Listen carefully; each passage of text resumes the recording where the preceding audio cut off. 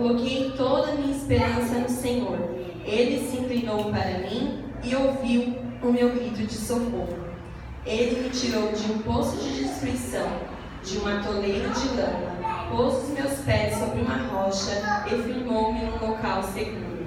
Pôs um novo cântico na minha boca, um hino de louvor ao nosso Deus. Muitos verão isso e temerão e confiarão no Senhor. Como é feliz o homem que põe no Senhor a sua confiança e não vai atrás dos orgulhosos, dos que se afastam para seguir deuses falsos. Senhor meu Deus, quantas maravilhas tem feito. Não se pode relatar os planos que preparaste para nós. Eu queria proclamá-los e anunciá-los, mas são por demais numerosos. Aleluia. Eu vou pular aqui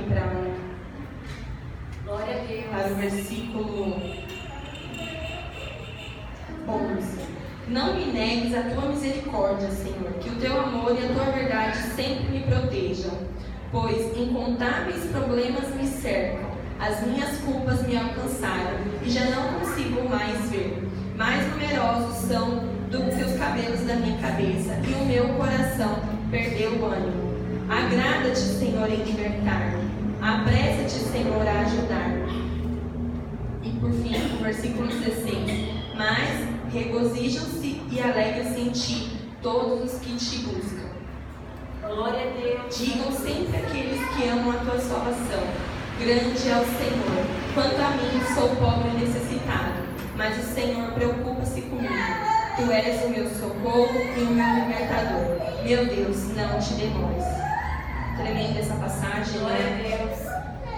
Que o servo do Senhor ali clamava para que o Senhor ouvisse o grito dele de socorro. Glória a Deus, aleluia.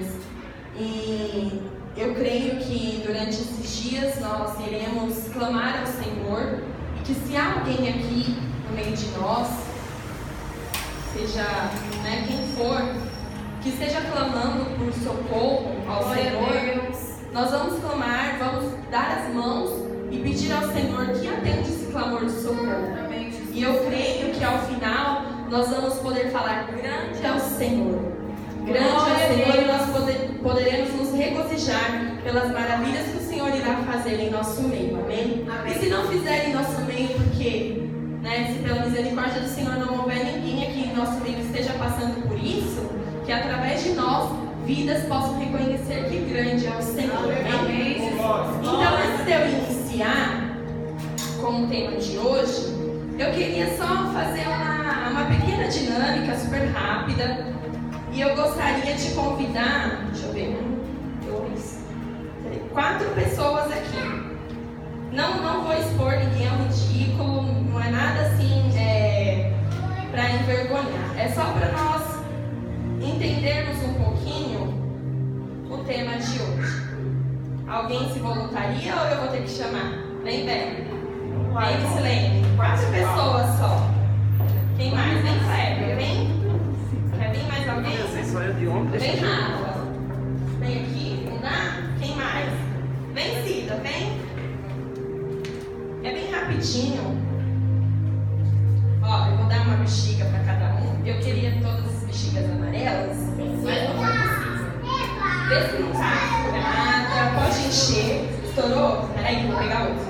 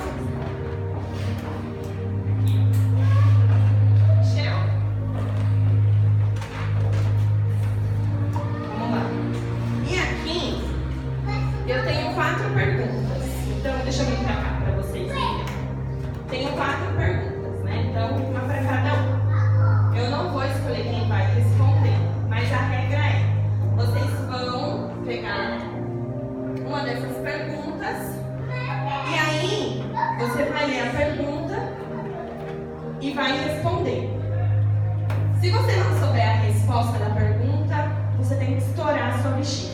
E aí eu vou saber que você não sabe a resposta.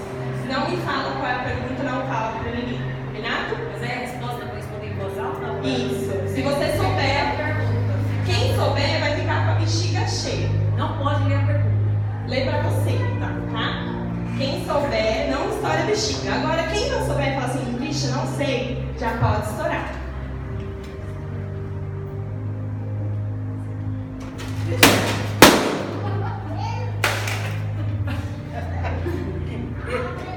Será que o Cléber sabe responder? Muito bem. Pode sentar, eu agradeço a participação dos irmãos. E agora já vou explicar por quê. E as perguntas são: a primeira, qual a distância da Terra até o Sol? Quem sabe? Eu não sei. Qual a velocidade de um raio ao cair na Terra? Quem sabe? Também não sei. Quantos litros de água tem no mar da Galileia? Também não sei. Qual o resultado da equação x² mais 2x mais 3 igual a 5? Já esqueci como que faz. E por que eles estouraram? Porque eles não sabiam a resposta. E o que eu quero ilustrar com essa dinâmica? Que a pessoa que está passando por um estado depressivo, um transtorno de ansiedade, muitas vezes ela não entende o que está acontecendo na cabeça dela. Ela não entende o que se passa no corpo, ela não entende o que se passa ao redor. E aí, ela chega num momento que ela se encontra com uma pergunta dessa, ou com uma situação que ela não sabe o que fazer, e aí ela acha que não tem mais saída. E a bexiga, nesse caso, representa a vida de cada um de vocês. Então, eles não sabendo responder a pergunta, o que eles fizeram? Estouraram a bexiga. A mesma coisa, infelizmente, acontece com quem está passando por um momento depressivo. Chega um ponto que a pessoa está tão sem saída, ela não sabe o que fazer, que ela resolve cometer o suicídio. E isso é muito triste, porque a resposta, se você pesquisar, você acha a resposta de todas essas perguntas. Talvez eu não saiba, mas pode ser que um estudante saiba a resposta disso. Talvez se eu me dedicar um pouco, eu vou encontrar a resposta. E aí, talvez se eu desse essa pergunta e falasse assim, gente, ó, vocês vão levar e semana que vem me traz a resposta, eu tenho certeza que todos voltariam com a bexiga cheia, sem estourar. Então, o nosso papel é ajudar essas pessoas a encontrar a resposta ou a ajuda que elas necessitam para não ter que estourar a bexiga, para não ter que deixar a sua vida escapar pelas mãos. Amém? Amém. Glória a Deus. Então, vamos lá. Então hoje nós vamos falar sobre a parte do corpo, né? Como serão 3 dias, eu pensei em dividir entre corpo, alma e espírito, porque a depressão e a ansiedade, ela não ataca só o nosso corpo, ela ataca todas as esferas de dentro de nós. Então, se cada dia nós falarmos um pouquinho, talvez a gente consiga entender o que se passa dentro de nós ou na cabeça de outras pessoas e ajudar. Tá bom? Vamos lá. Então, só pra gente não ficar meio perdido, vamos recapitular algumas coisas que nós falamos na semana passada. Então, nós falamos sobre um pouco da taxa de suicídio, que no mundo, né, está em queda, para a glória do Senhor, mas que infelizmente no Brasil essa taxa está subindo. Nós também falamos que o Brasil é o país mais estressado da América Latina, né? O país mais ansioso, cujas pessoas mais reclamam. Nós falamos também disso. E nós falamos também sobre alguns casos de suicídio no meio cristão, que infelizmente nós, né, por sermos servos do Senhor, não estamos isentos de passar por essas situações. E também nós lançamos o desafio de não reclamar durante a semana. E aí eu gostaria de saber se tem alguém que quer compartilhar assim, algo assim que foi difícil não reclamar ou alguma experiência. Tem alguém que não foi muito difícil, eu não consegui? Tem alguém que não conseguiu fazer esse desafio? Ou todos conseguiram, para a glória de Deus? Conseguiu? Não. Pode falar, você. A minha experiência, né, nessa semana, eu estou lutando contra contra mim mesmo, né? De não murmurar no trânsito, né? Essa semana eu não consegui, né? Tive uma oportunidade a gente acaba se estressando, né? Nada demais, nada além disso daí. Mas eu acabei reclamando e não foi uma vez só não, foi mais duas, né? Então, esse desafio, eu estou tentando a cada dia, né, vencer isso daí, eu tenho que vencer essa murmuração do trânsito, tá bom? Aleluia. Mais alguém que teve uma dificuldade imensa? Pode falar.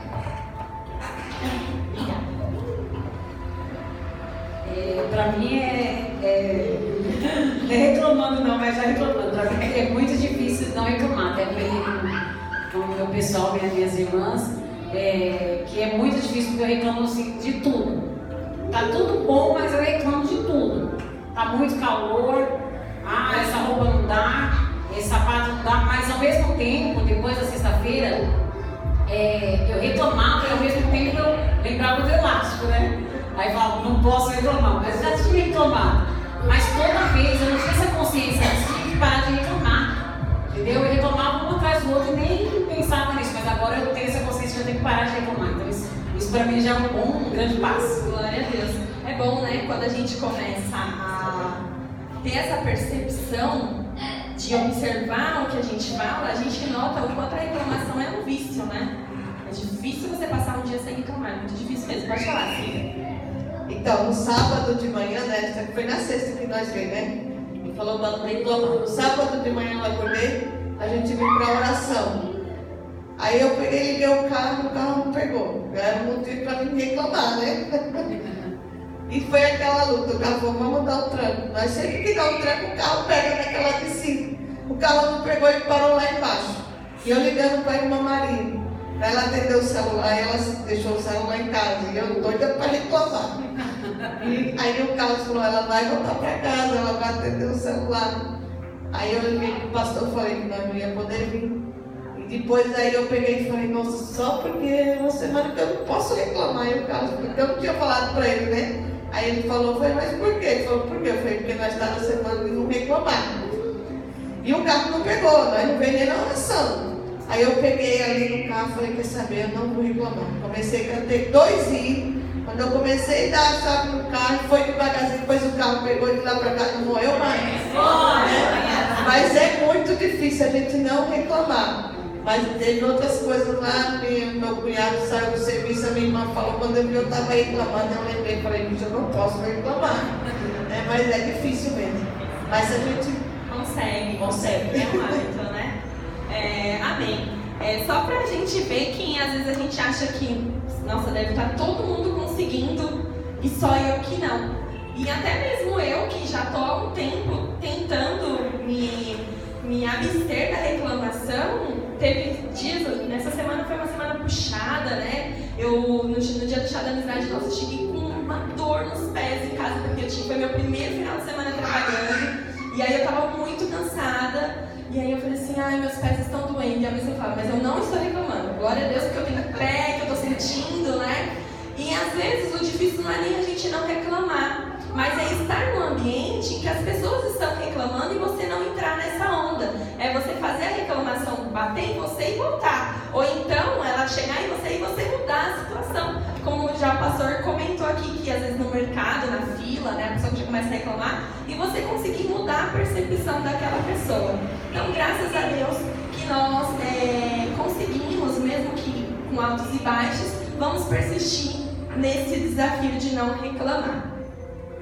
E hoje vamos iniciar falando do que é a depressão, né, e a ansiedade. Então eu fui pesquisar sobre a definição.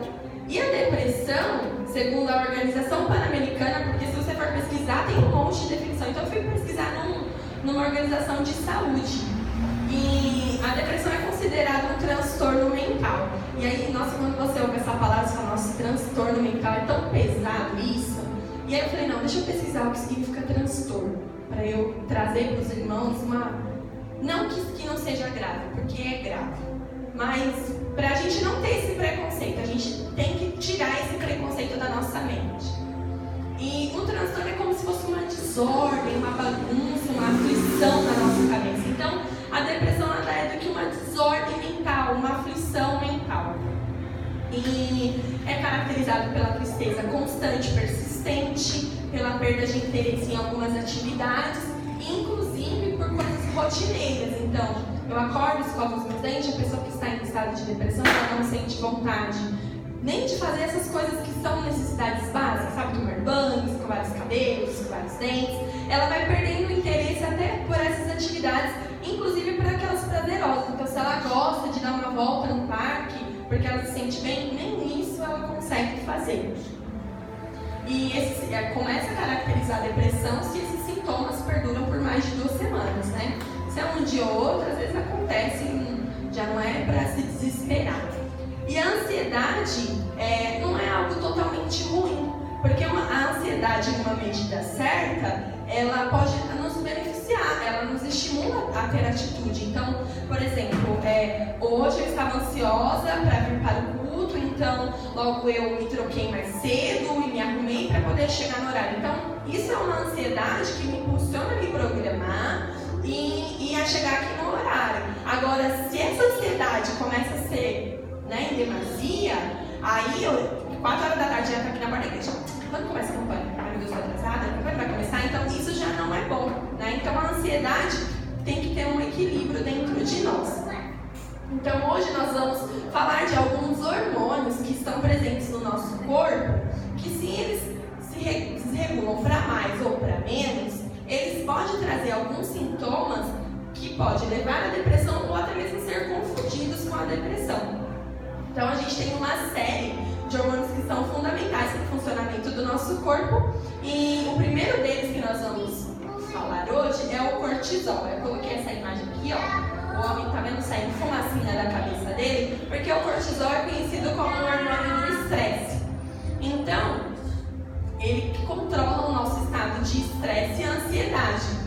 Então, em níveis normais, ele é responsável por nos fornecer a energia para você acordar, levantar, fazer suas atividades e trabalhar. Então ele não é uma coisa ruim. Mas se eu tenho uma produção muito alta de cortisol, ao invés de eu ter essa energia para eu levantar, acordar no horário e fazer as minhas atividades, eu fico cansada.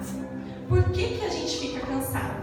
Porque na produção do cortisol, irmãos, às vezes eu vou falar algumas coisas, se alguém não entender, fala assim, Evelyn, você pode recapitular? Porque tem alguns termos que a gente não está habituado, mas que a gente tem que falar. Então fica à vontade, tá? Eu não entendi, a gente recapitula. Então, na produção do cortisol, que é esse hormônio do estresse, o nosso corpo, ele queima a glicose. Glicose é o açúcar. Então, a glicose que mantém a nossa energia. Sabe quando a pessoa está lá, passando mal porque está com fome, aí a pessoa dá uma bala, dá um pão, dá qualquer coisa e logo ela fica animada? Porque é alguma coisa rica em açúcar e aí logo a pessoa tem uma energia de novo. Então, para produzir o cortisol, se queima muito açúcar, muita glicose no nosso corpo. Então, se você tem uma produção excessiva, então ao invés de você ficar com energia, você fica cansado, porque o corpo está trabalhando mais do que ele deveria. E isso, quando a gente está com essa produção de cortisol elevada, nós temos a pessoa tem a sensação de que a vida dela só tem problema, que tudo está ruim. Como a Bé falou, o cabelo não tá bom, o sapato não tá bom, e tá tudo bem, mas a pessoa tá com um nível tão elevado que ela não consegue enxergar nada além do que é ruim. E mesmo o que é bom, ela enxerga pelo lado ruim. E aí, o que acontece? A pessoa começa a ter a sensação de que a vida é muito exigente. Então, se na segunda-feira eu tenho que chegar no meu trabalho às 11 da manhã e ir lá encher um jarro d'água, aí eu já começo a achar que, não, pelo amor de Deus, tem que entrar às 11, eu estou em plena segunda-feira, encher o jarro d'água, mas que custa as pessoas encherem o jarro d'água? Coisa simples, já eu começo a achar que a vida é pesada demais, quando na realidade não é. E aí, com essa visão ruim da vida, achando que tudo é muito exigente, parece que as coisas vão escorrendo pelas nossas mãos e que a gente não tem controle da nossa vida. Parece que, meu Deus do céu, a minha vida parece que eu estou numa ribanceira e eu vou atropelando as coisas e eu não consigo controlar nada. E um fato interessante é que as mulheres grávidas, elas produzem um nível muito elevado de cortisol, porque está ali produzindo o bebê, o bebê está crescendo saudável e a mãe está ali produzindo muito cortisol. cortisol. Então, por isso que as grávidas acabam que ficam mais cansadas, indispostas. E aí, infelizmente, pelo cortisol ser um hormônio do estresse, acaba que a mulher, depois que o bebê nasce, ela está mais propensa à depressão pós-parto. Porque aí tá tudo desregulado e aí ela fica com essa sensação, né? Poxa, passei, né, meses com aquele bebezinho na minha barriga, que eu achei que quando fosse nascer ia ser maravilhoso, e de repente ele nasce e eu tô com essa produção, né, de cortisol enorme, e aí, ao invés de eu achar que esse bebê é uma maravilha, eu começo a ver com maus olhos. Começo a ver que eu não vou dar conta, que eu não vou conseguir educar, né? Então, por isso que as mulheres acabam que entram em depressão pós-parto, por conta desse nível elevado do hormônio do estresse. E aí, como que a gente pode repor esse hormônio? Então, exercício físico, dormir todo dia no mesmo horário, evitar o açúcar, evitar a cafeína. Então, isso são coisas que, se a gente começa a perceber que está muito estressado, diminui um pouco o café, diminui a quantidade de açúcar, tenta dormir todo dia no mesmo horário e quem sabe assim vai se estabilizando. E outro dado bastante significativo é que os transtornos de ansiedade e depressão afetam muito mais as mulheres do que os homens. E eu falei, nossa, por quê, né? Eu fui pesquisar sobre isso e aí o que acontece? Nós, mulheres, passamos por oscilações hormonais todos os meses. E aí o que acontece é que no período da nossa TPM, nós temos um hormônio chamado estrogênio, que ele entra numa produção muito grande e aí acaba que ele impede as comunicações do nosso cérebro. E aí tem um aumento elevado de hormônios de estresse, de irritabilidade, de tristeza. E também está relacionado que muitas mulheres usam anticoncepcional, DIU. E se você for ler alguma desses medicamentos, lá embaixo sempre está que pode causar tristeza, depressão. Então esses medicamentos acabam que também às vezes ajudam e às vezes tem essa consequência. E aí, eu até anotei aqui que eu falei assim, que a TPM é considerada uma demonstração grátis do que é depressão todos os meses para a mulher. Porque tem mês que, eu vou dizer a minha experiência, que eu tô feliz e alegre. Mas tem mês que eu pego assim na panela e falo, ai meu Deus, eu queria emoções. E tem mês que o pastor fala assim, você tá de TPM, né?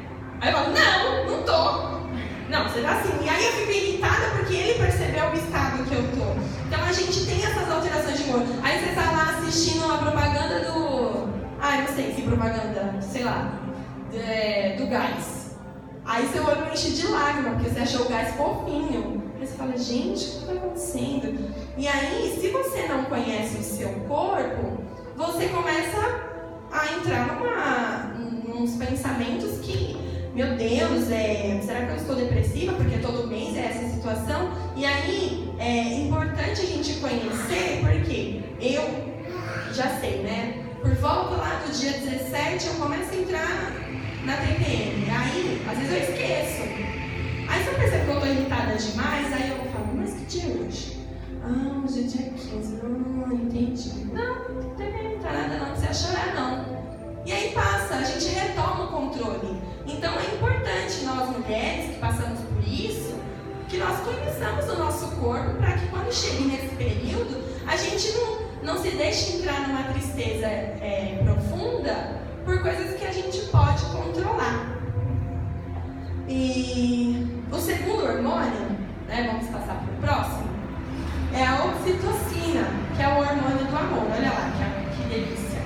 E aí, esse hormônio, ele tem um papel para a melhora do humor, da interação social, da diminuição da ansiedade, o aumento da ligação entre o casal. E nas mulheres, esse hormônio auxilia na hora do parto e na amamentação, né? E não dizem que a amamentação é uma ligação muito grande com a mãe? Então, esse hormônio está bastante presente ali na mulher. E nos homens, esse hormônio tem um pouquinho mais de dificuldade de trabalhar, porque os homens têm a testosterona, que é responsável pela virilidade, pela macheza, né? Então, às vezes, acaba que destrói um pouquinho o hormônio do amor, mas ele é forte, ele é corajoso. E aí, esse hormônio nos homens diminui um pouco a agressividade. Não dizendo só agressividade, né, de agressão física, mas nas palavras. Então, ele dá uma amenizada ali nos homens, porque é da natureza do homem ele ser mais enérgico e a mulher ser mais rápida.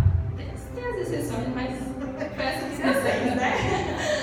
E quando há uma diminuição desse hormônio, então a pessoa começa a apresentar sintomas como um olhar infeliz, a palidez, estresse, distúrbios do sono, a pessoa não sorri, ela pode desenvolver uma obesidade, dores musculares e uma sensibilidade excessiva à dor. Bate assim, ela nem doeu tanto, mas a pessoa sente uma dor absurda, então porque ela está um pouco sensível. E esse hormônio também equilibra a pressão arterial. Então olha como ele é importante, né? Não é só para deixar a gente bem-humorado, impacta diretamente na nossa saúde. E aí eu fui pensar, pesquisar como que a gente pode repor, né?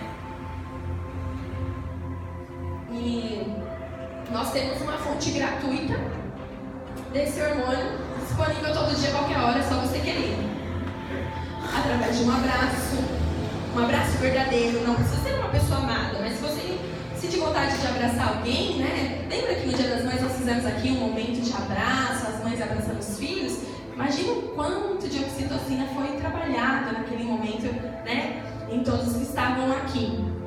Atividade física, atividades de canto, então você põe lá um louvor e adora a Deus. E enquanto você adora a Deus, Deus faz o seu corpo trabalhar para você ficar bem-humorado.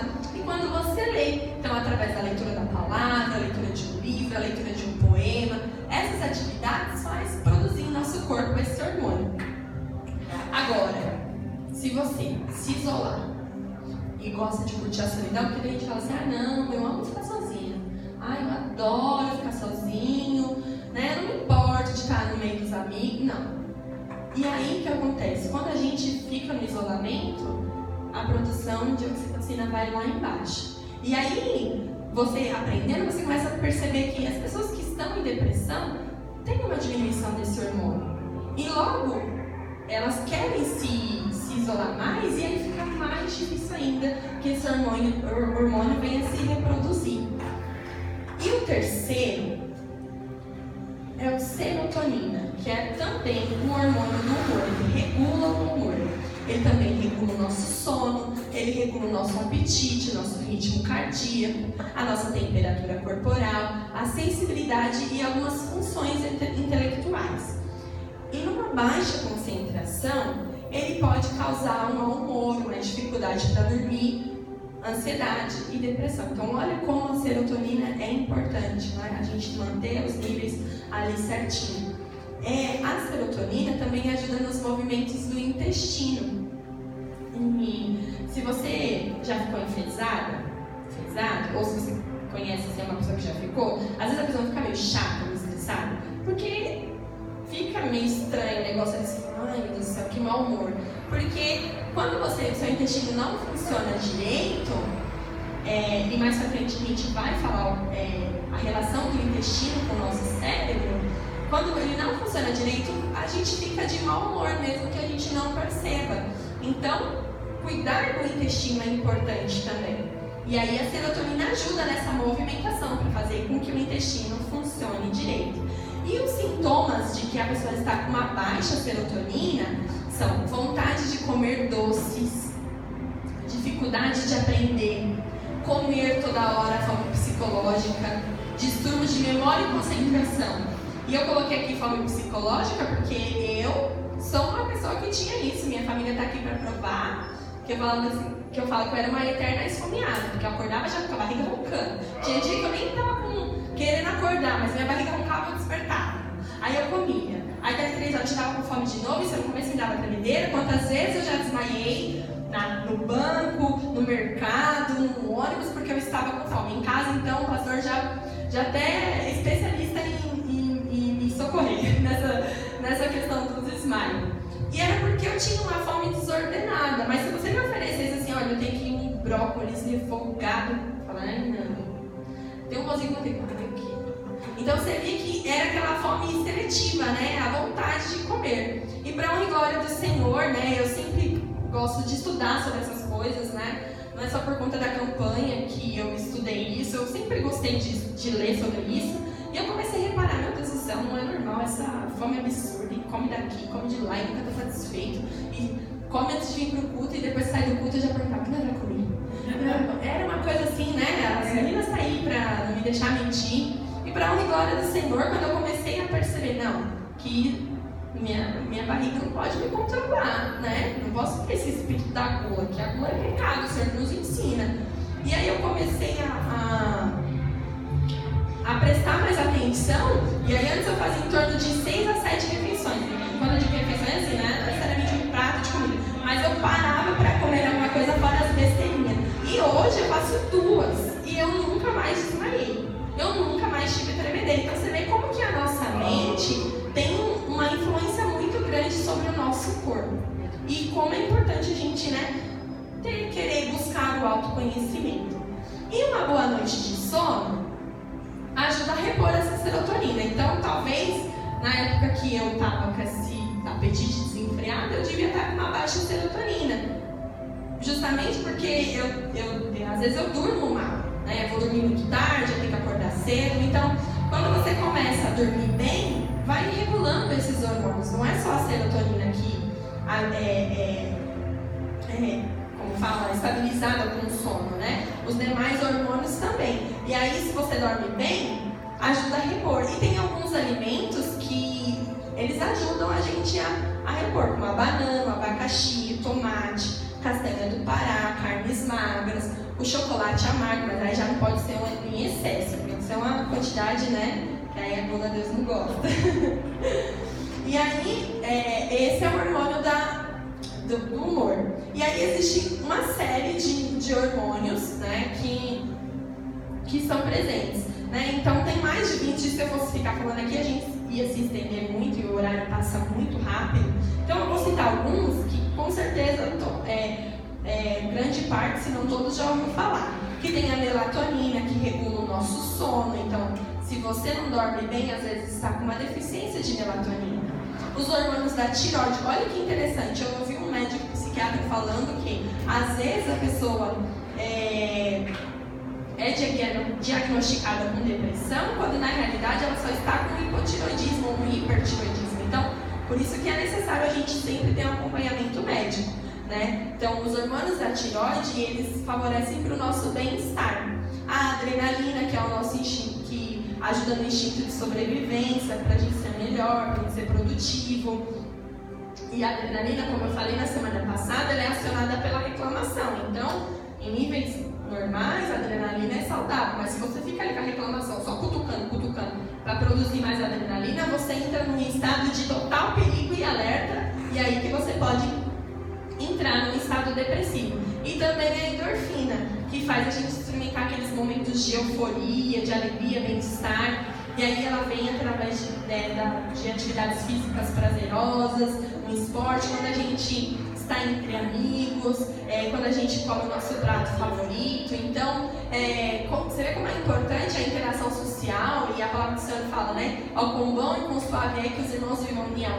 E uma vez eu ouvi uma moça falando e fez sentido para mim. Ela falou assim que o principal objetivo dela de estar na igreja era adorar a Deus, mas ela falou assim, a minha adoração maior é fora daqui. Ela falou assim, eu venho na igreja adorar a Deus, mas para ter comunhão também com os meus irmãos. Porque se a gente for analisar, a gente não tem o hábito de estar na casa dos outros. A nossa comunhão é aqui. Então, se eu não estou aqui, como que eu vou ter comunhão?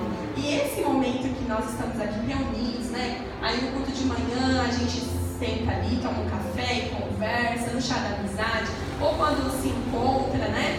Nesses momentos, a gente está produzindo os hormônios que fazem com que a gente tenha essa sensação de bem-estar.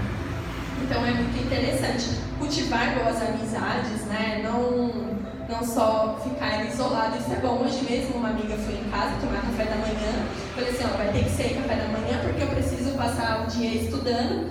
Então você vem, e ela foi, fazia tempo que a gente não viu. Passamos um momento ali, e aí depois à tarde eu terminando meu estudo, eu falei, olha só, sem saber eu já produzi algo de bom no meu corpo. Então, além da gente conhecer bem o nosso corpo, a gente tem que se preocupar com o tipo da nossa alimentação. Então tá ali a pista, ó. Um lado vai para as comidas, né, que Deus fez, e essa daqui as comidas que o homem inventou, que não é pecado, não é errado, mas esse tipo de alimentação, né, quando a gente é uma dieta rica em carboidrato. Inclusive tem pesquisas que foram feitas em universidades nos Estados Unidos que relacionam o aumento da probabilidade de depressão em pessoas que têm uma dieta muito rica em carboidrato e açúcar. Então, às vezes, né, o simples fato da gente estar se alimentando mal, a gente está se predispondo a um estado depressivo e ansioso. E o que acontece é, se a gente se alimenta de forma saudável, vez outra comer uma besteirinha não vai nos fazer mal, né? Então, a regra da nossa vida não tem que ser a alimentação industrializada, tem que ser a comida que Deus fez, que Deus criou, né? Que vem da terra, que a gente produz, que a gente faz ali em casa, e deixar os industrializados, que não deixam de ser gostosos, para momentos assim, esporádicos, não pode ser todo dia, né? E aí, você pode até pensar assim, mas eu não como McDonald's todo dia. Mas não falta pão, não falta bolachinha, não falta uma bala, você não consegue almoçar depois de comer aquela trufa. Então, essas coisinhas todos os dias vai nos predispondo a estados depressivos.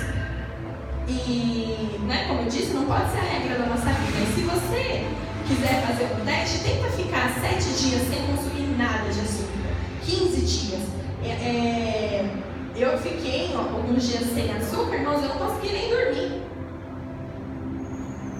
Uma dor de cabeça, uma insônia.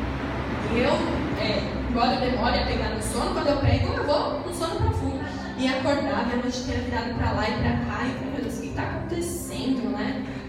E aí depois eu pensei, é a abstinência, né? É a mesma coisa, como eu disse na semana passada, o viciado em droga, quando ele retira, né? Ele começa a ficar muito desagoniado, né? Seja droga lícita ou ilícita, né? Quando um alcoólatra deixa de beber o álcool, ele, né, não consegue dormir, fica ali agoniado, fica ansioso. Então, o açúcar, principalmente o açúcar refinado, ele, infelizmente, é um grande vilão na nossa alimentação.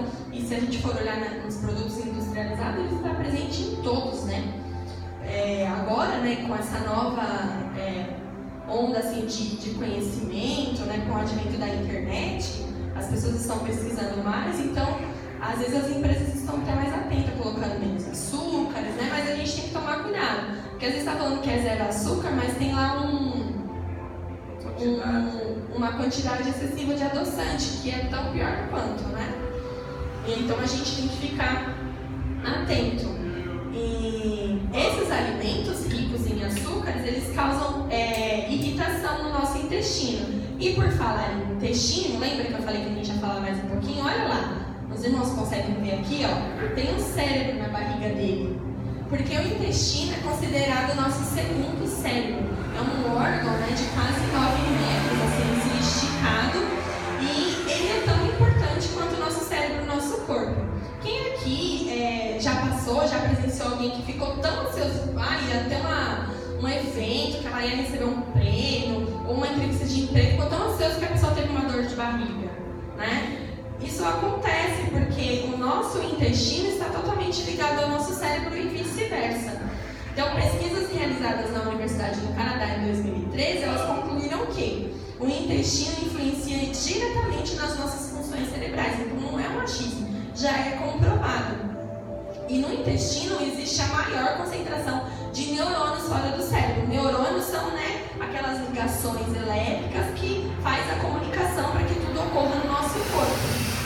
E o nosso intestino, para você ver como ele é tão complexo e perfeito, né, criado por Deus, ele é capaz de digerir todo o nosso alimento sem ajuda nenhuma do nosso cérebro. Então, uma pessoa com lesão cerebral, que está com uma sonda, ela, né, alimentada, todo o processo digestivo acontece, porque o intestino nessa parte ele é independente. E nele também habita a maior parte do nosso sistema imunológico. Então, cuidando do intestino, toda a nossa saúde fica boa, né? Porque as bactérias, né, que são as nossas amiguinhas ali, estão lá trabalhando porque a gente fique bem. E quando a gente passa, né, por uma situação de muito estresse e ansiedade, a gente pode desencadear algumas reações intestinais, como eu já disse anteriormente.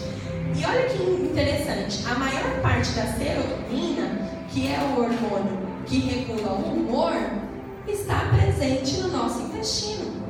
Cerca de 85% está lá. Então, olha só, se é um hormônio que regula o humor e o meu intestino está com um problema, como que eu fico de bom humor? Como que eu fico, sem um estresse? Então, é importante. Então, se ele não está funcionando corretamente, seja por fatores de uma alimentação ruim ou por outras ocorrências, a gente pode cair num estado de ansiedade e depressão. Então, com base nisso tudo que nós ouvimos, a gente pode concluir que corpo são, mente sã, esse ditado que a gente costuma falar. Então, se o nosso corpo está bem, logo a nossa mente também irá ficar. Nos próximos dias a gente também vai ver outros fatores, mas o que eu queria trazer hoje na questão do corpo é isso, que é necessário a gente fazer um acompanhamento médico, jamais se autodiagnosticar, ir lá no Dr. Google e falar, eu estou com depressão. Quando na realidade, se você vai ao médico e ele pedir lá um exame de leitura hormonal, ele vai ver que você está com os hormônios desregulados e aí uma pequena reposição, pronto, tudo resolvido. Então muitas pessoas acabam que, por não ter conhecimento, embora tenham acesso, porque tudo isso está na internet, tá disponível para todos. Então a pessoa não pesquisa, aí ela vai no médico, aí às vezes o médico, se ele não está muito interessado em pesquisar mais a fundo, ou se a pessoa não detalha mais coisas, mais sintomas para ele fala assim, vai lá para o psiquiatra que eu acho que está com depressão. Aí chega lá no psiquiatra, você também não conseguiu perceber porque a pessoa não passou detalhes suficientes, não, você vai tomar um antidepressivo. Quando na realidade um pequeno remédio para controlar o hormônio da tireoide resolveria todo o problema. Então, nós jamais, eu reforço aqui, devemos nos autodiagnosticar, Eu vou falar agora um pouco sobre os sintomas, para a gente conhecer, mas importante, conhecer o nosso corpo, estar atento, Da mesma forma como as mulheres, não faz o autoexame da mama, então você vai lá, nossa, senti um carocinho, é câncer de mama? Não. Então, o que a gente tem que fazer? Ir ao médico, ele vai pedir um exame, vai olhar, e aí, com base nisso, ele vai concluir se você está ou não. Então, se a mulher faz esse exame já se desesperar, aí ela pode tomar uma atitude que pode prejudicar, piorar a situação. A mesma coisa é com a depressão, porque não é uma coisa que a gente consegue ver, embora só sentir. Se a gente tomar uma atitude errada, a gente pode piorar o nosso caso. E aí, quais são os sintomas da depressão no corpo? Hoje nós vamos falar no corpo, tá bom? Então, tem o retardo motor, a pessoa fica mole, tem dificuldade, vai ficar com lentidão, a falta de energia, a preguiça, o cansaço excessivo, o pensamento fica mais devagar, a falta de concentração, queixas de falta de memória, de vontade, de iniciativa, insônia, falta de apetite, falta de apetite para alimentos saudáveis, já para alimentos que não são tão saudáveis, a pessoa às vezes desenvolve uma compulsão, uma vontade absurda de comer mais doce, carboidrato, mal-estar, dor no peito, aquela taquicardia, um coração disparado, um suor excessivo e a redução para os casais do interesse sexual. Então, são esses os sintomas que ocorrem no corpo de uma pessoa que está depressiva. Então, imagina, você ter que ir trabalhar cansado, você tem que fazer as coisas de casa sem vontade, você precisa lavar o cabelo, você não tem força.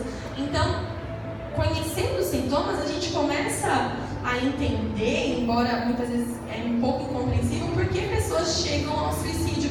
Porque às vezes a gente passa um dia assim meio pra baixo e a gente já fica, meu Deus do céu, que dia perdido, eu tinha que apagar esse dia da minha história. E agora imagina uma pessoa que passa meses, e como a gente falou na semana passada, metade das pessoas que estão com depressão nem fazem ideia de que estão passando por isso. Então imagina o quanto isso é ruim, E o diagnóstico é feito através de um exame, de exames médicos, então de hormônios, e do histórico. O médico ali vai conversar e vai descobrir o histórico do paciente. E aí eu fui pesquisar se havia mais de um tipo de depressão. Eu não sei se dá para ler, mas eu vou ler para os irmãos. São 2, 4, acho que são 7 os tipos de depressão.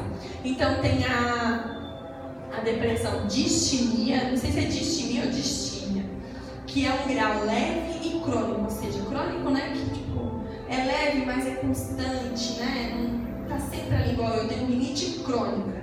Então, não é que eu tô sempre, não é que eu tá sempre atacada, mas ela tá sempre ali. Então, se eu não cuidar, ela aparece. Então, esse é o grau leve e crônico, a distimia da depressão. Depressão endógena. Então, essa depressão, ela piora pela manhã. Então, a pessoa acorda mal e aí, ao longo do dia, ela melhora um pouquinho. Aí, no dia de novo, né, aquele ciclo que se repete. Tem a depressão atípica. Então, todos os sintomas que tem na depressão, essa depressão atípica é totalmente ao contrário. Então a pessoa, ao invés de ficar com falta de concentração, ela fica super concentrada, ela não esquece nada, ela fica super ativa, né? Mas no fundo ela também está depressiva. Então por isso que é necessário a gente procurar um médico, porque às vezes a gente acha que é só uma coisa para baixo e pode ser uma depressão atípica. Também tem a depressão sazonal, que ocorre com as mudanças das estações de ano. Então, é mais comum nos países nórdicos, onde tem muito período de frio, né, e ocorre mais com os jovens. Então, na primavera e no verão, na primavera ocorre muito pouco, no verão não. Mas no outono e no inverno, que as pessoas ficam mais reclusas, pode ocorrer esse tipo de depressão.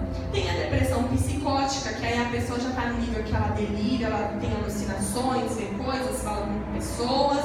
Tem a depressão secundária, que é causada por medicamentos, como eu citei, né, o uso de anticoncepcional. Existem outros, né, mas foi o que eu trouxe aqui para ilustrar. E tem a depressão bipolar, que a pessoa, às vezes, já tem um caso de bipolaridade, tem casos de depressão na família e também pelo uso abusivo de drogas, né? Então, são esses os tipos de depressão. E agora nós vamos falar sobre quais os sintomas do transtorno de ansiedade no corpo. Então eu vou ler aqui para a gente saber. Dor ou aperto no peito e aumento das batidas do coração. Respiração ofegante ou falta de ar.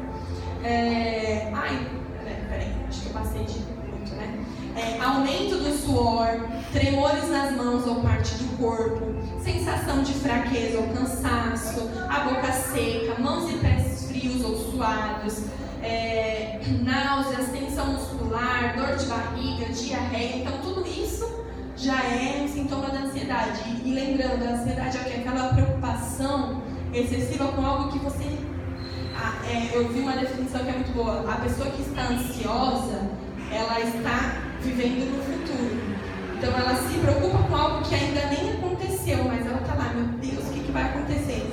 E eu passei por uma experiência dessa, né? Os irmãos sabem, eu comecei no novo trabalho e eu estava naquela expectativa, meu Deus, quando eu vou começar, eu não sei, e é uma nova experiência, eu não sabia o que fazer. E aí eu ganhei um presente. Isso foi numa sexta-feira, eu estava aqui na igreja conversando com a Beth. Lembra no dia que eu mostrei a necessaire? Eu ganhei uma necessaire de uma professora como forma de carinho, assim, de despedida.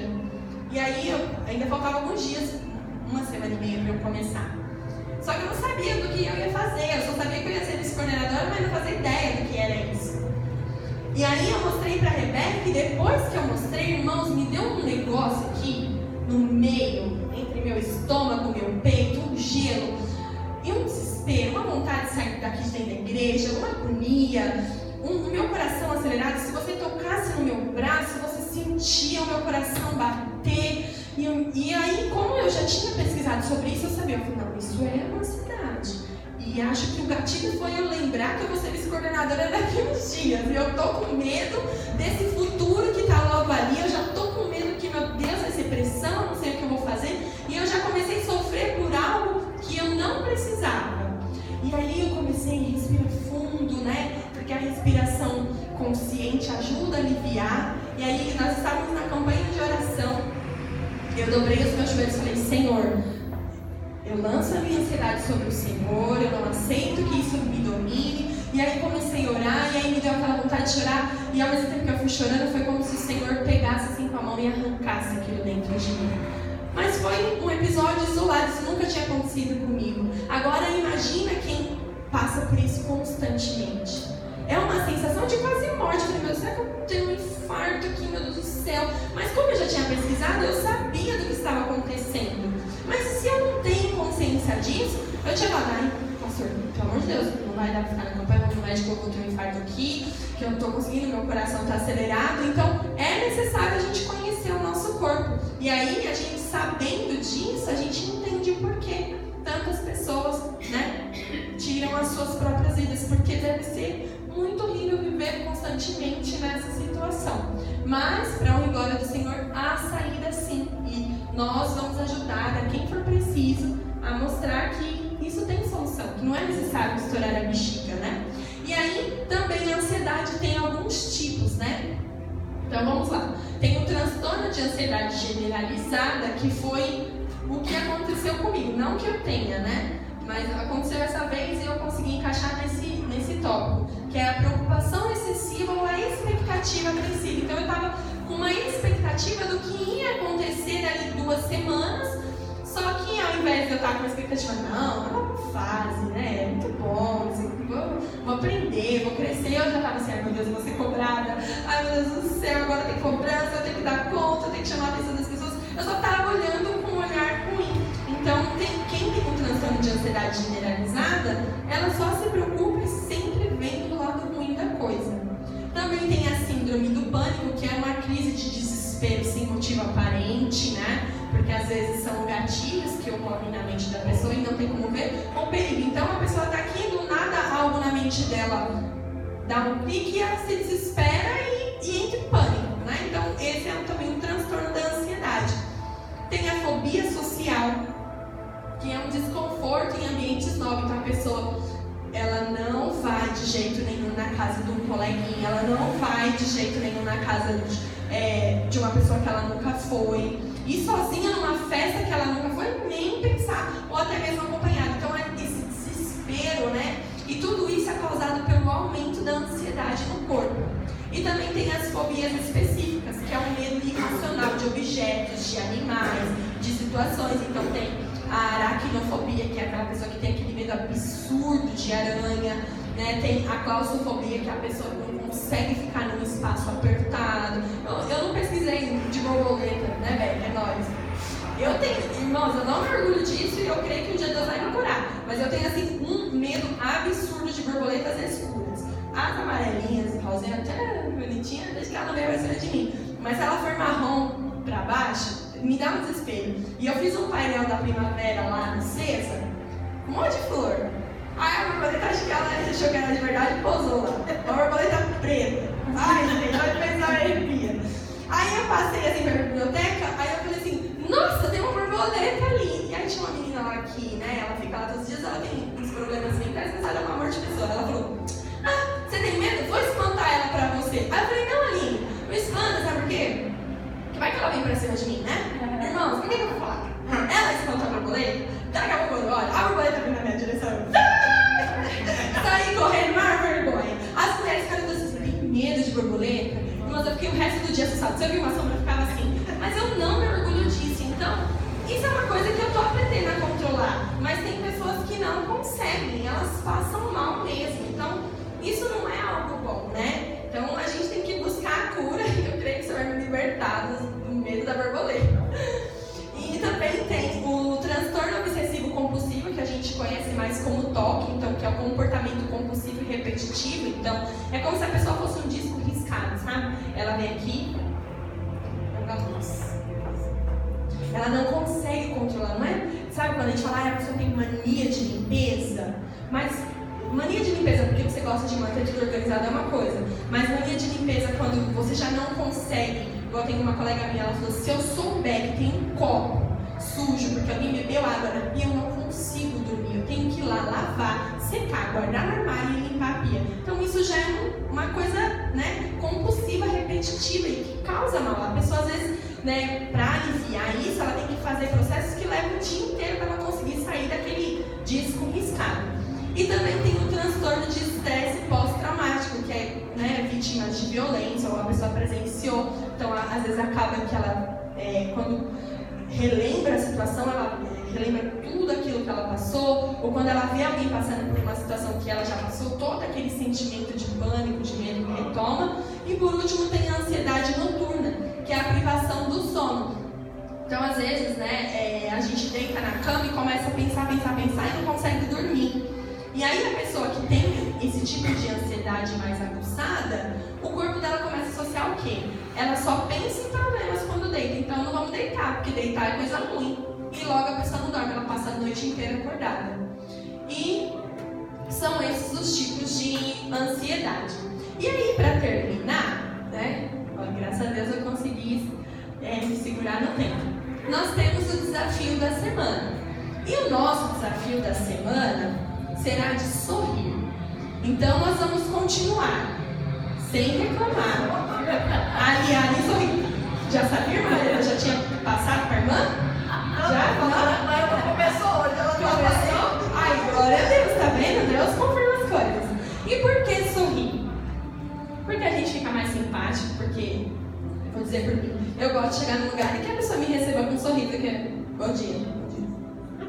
Né? Então a gente fica mais simpático e a gente relaxa os músculos do nosso rosto. Porque não fala aqui para você exercitar os músculos do nosso parede, assim? Então, vamos parar de fazer careta, porque a gente está muito tenso. Vamos começar a sorrir, fazer um relaxamento, sorrir. Mas não quero que seja um sorriso falso. Um sorriso sincero, que você mandar assim agora, né? Não diga, não. É um sorriso sincero, um sorriso de verdade. Então, quando você acordar, né? Se acordar e dar pro cara, bom dia. Quando você for trabalhar, que você chegar lá, né, no seu trabalho, bom dia.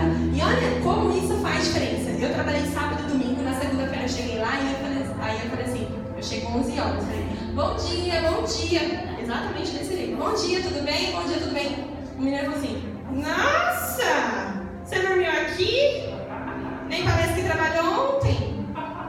Aí eu falei assim, mas nossa, eu só dei um bom dia. Mas essa felicidade toda, então olha só, a gente está tão acostumado com caras fechadas, reclamação, que um bom dia um pouco mais alegre causa espanto. Em plena segunda-feira você trabalhou no domingo, pelo amor de Deus, conta outra, né?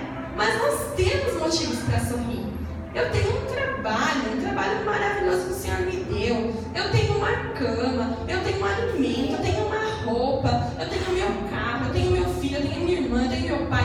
A gente tem tantas coisas, motivos para sorrir, que a gente vai se esquecendo, porque a gente está viciado em reclamar. Então o desafio dessa semana é, nós vamos sorrir mais. E aí, aos poucos, nós vamos mandando uma mensagem para o nosso cérebro de que está tudo bem. Porque uma pessoa que sorri com frequência, ela tem a sensação de bem-estar, de alegria. E aí, eu já falei, né, uma vez, que beleza é serviço, sorriso também é serviço. Porque você não está vendo o seu sorriso, mas eu estou vendo. E aí eu fico feliz. Então, vamos servir uns aos outros com o nosso sorriso. Mesmo, olha, hoje está difícil. Vi lá minha conta, estou negativa, minha conta de luz está vencendo, só tem um pouquinho de arroz. Mas nós vamos sorrir. Nós vamos sorrir. E o Senhor irá mudar essa situação. Amém? Amém. Então por hoje é só. Que nós possamos nos ajudar nessa semana, sem reclamação e com um sorriso no rosto. Amém? E as obras louvam ao Senhor.